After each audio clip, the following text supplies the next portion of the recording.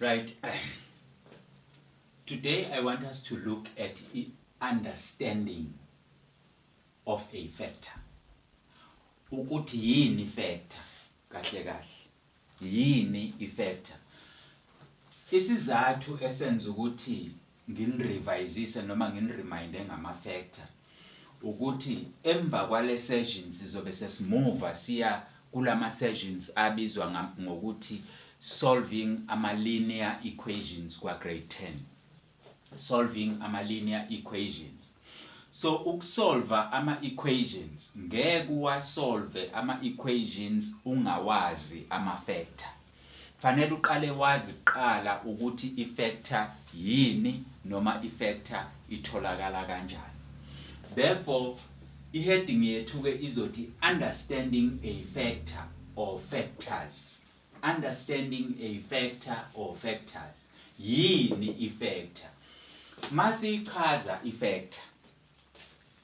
A factor is a number that divides into another number and leaves no remainder.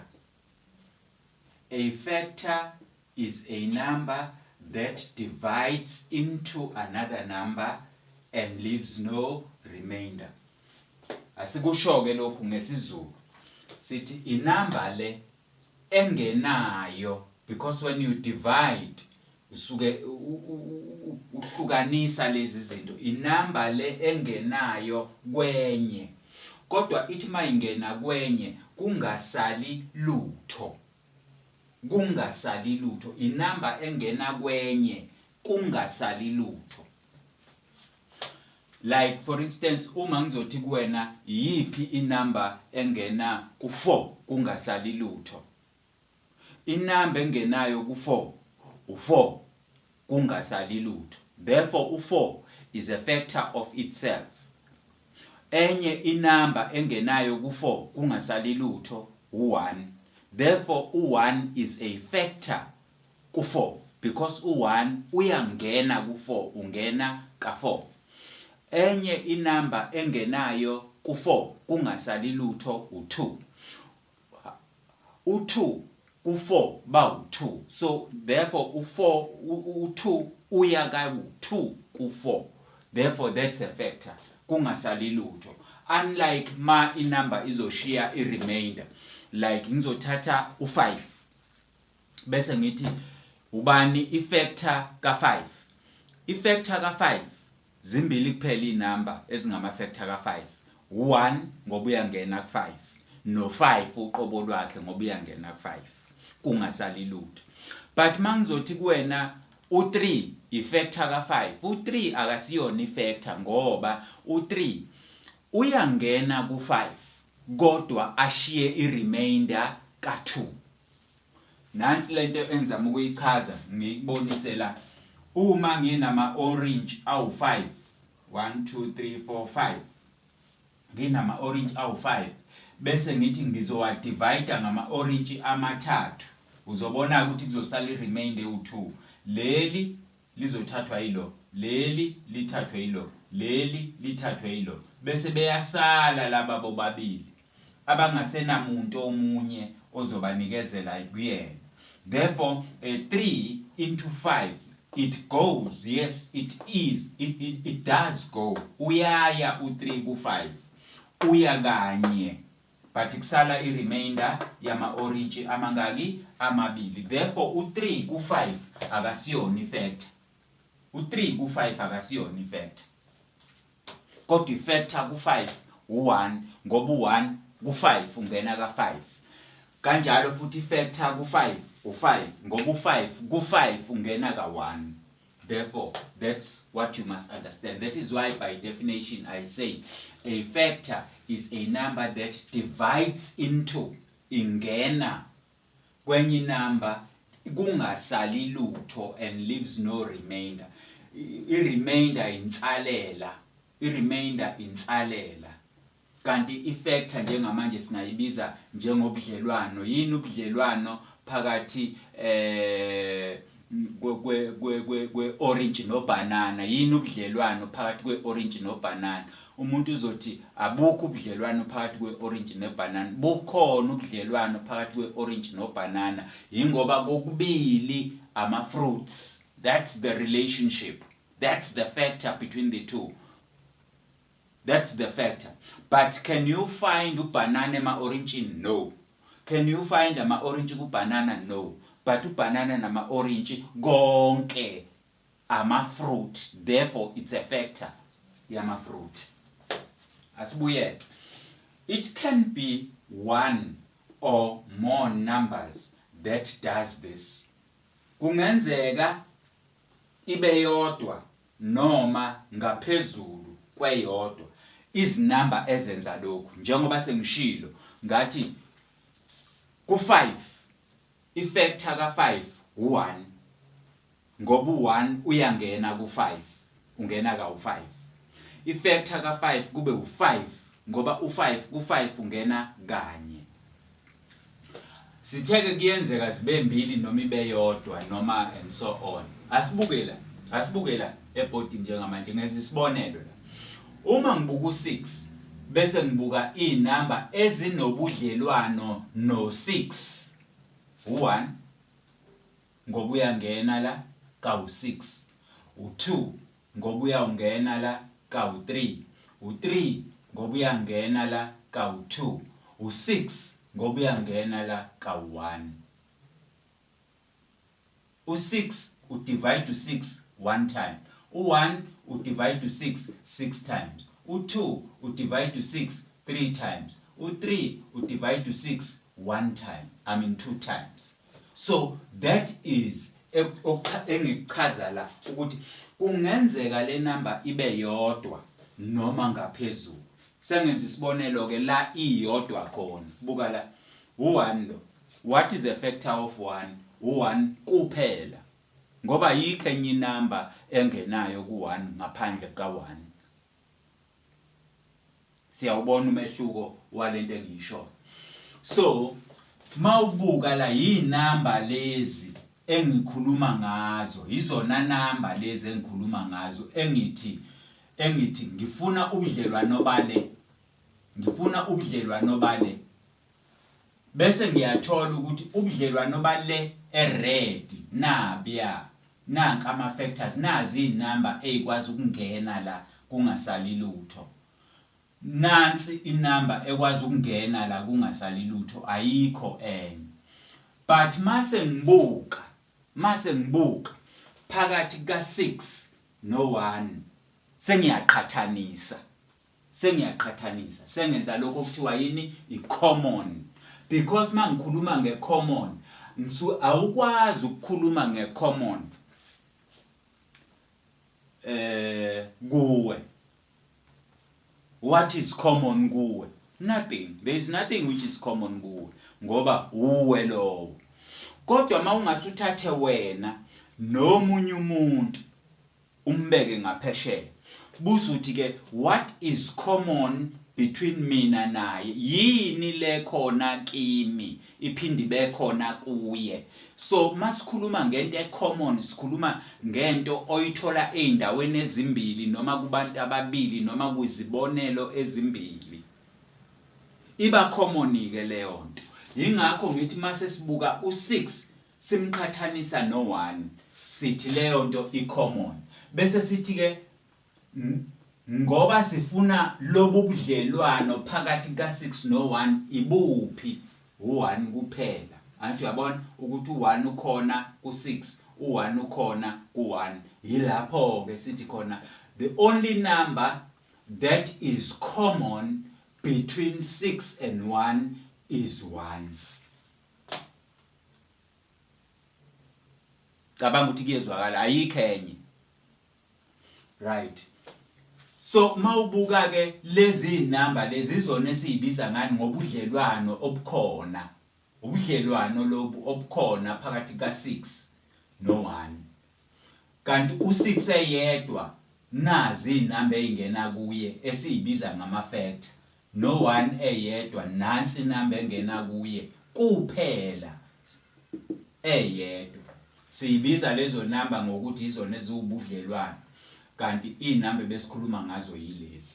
mase sibuka ezinye inamba mawuthatha u9 no20 thatha u9 no20 mawuthatha u9 no20 ezingenayo ku9 kungasali lutho u1 u1 uyangena ku9 u3 uyangena ku9 no9 uyangena ku9 bayayizwa abantu lento engiyisho kanjalo ezingenayo ku20 ku20 uyangena u1 ku20 uyangena u2 ku20 uyangena u4 ku20 uyangena u5 ku20 uyangena u10 ku20 uyangena u20 so ama factors noma inumber that goes into inumber ezingena ku20 kungasali lutho yizo zonke lezi ezingena ku9 kungasali lutho yizo zonke lezi ya kodwa futhi mangabe sesizobuka a common sithi yini le common phakathi ka20 no9 u1 that's a common factor that's the common factor between 9 and 20 the common factor is 1 inumber ekwazi ukuzingena zombili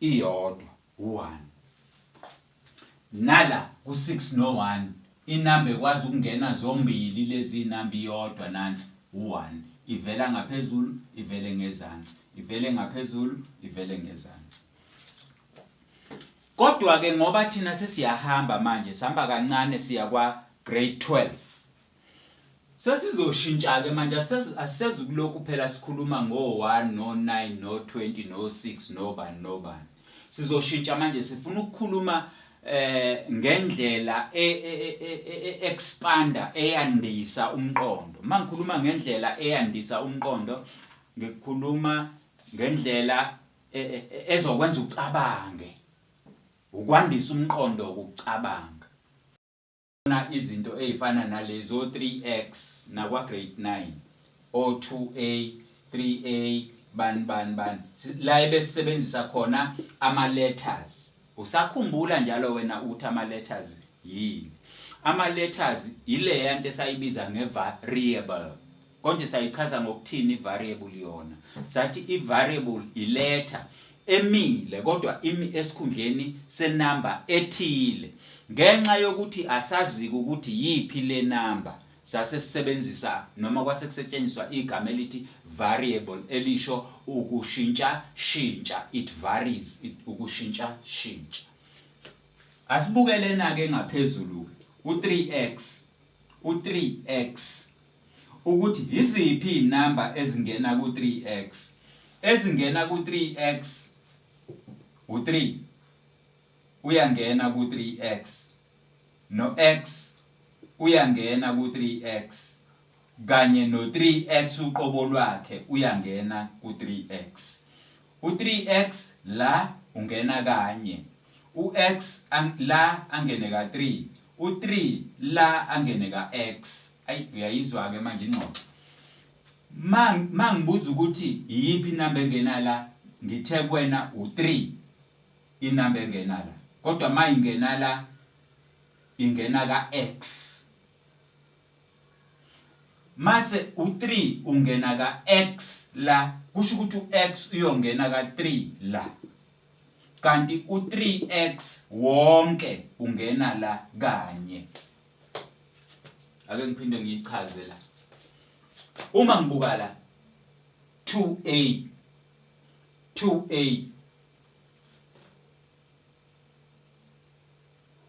iziphi inamba ezingenayo ku2a u2 uyangena ku2a ungena kaA kodwa uA ku2a angene ka2 yayibona inkinga fanele uyiunderstandeke le yanto ngizokukhombisa yona mangabe sesiyenza nansi imi kanje ake ngithathe u2a mangithatha u2a bese ngithi yipi number angithi sithe ifactor divides into asibukeke yipi number engena la sithe u2 angithi ngenye indlela lo 2 uzowukhansela lo 2 usale bani uA ianswer yakho nangi yaku A kusho ukuthi u2 la ungena ka A.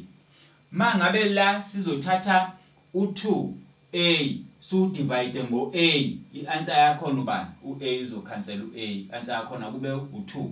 So uyabona ke manje ukuthi must divide ngo2 i-answer A, must divide ngo A i-answer 2. So u2 no A ama factors ala ayangena kungasali lutho. Bese kuzoba ukuthi lo wonke uyangena nangiya ungena kanye la khaxa. Ngoba mangabe ngithatha u2 A ngudivide ngomunye u2 A, lo A uzokhansela lo 2 akhansela lokusale bani u1. Siyabona lokho. So asedluleke manje la. Sedlule la. Ngifuna ukuyichaza lento uyizwe ngoba sizothi masisuka nayo la bese siya ezintweni la sizosebenzisa khona effect.